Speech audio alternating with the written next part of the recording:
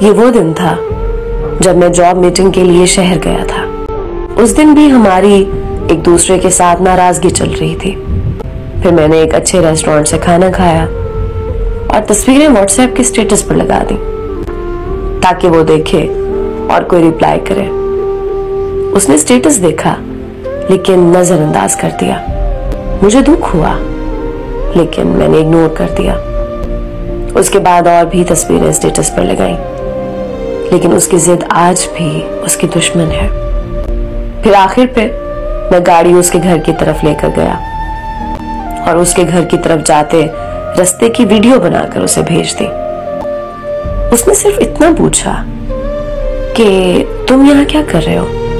मैंने जवाब दिया, मैं बस यहाँ से गुजर रहा था।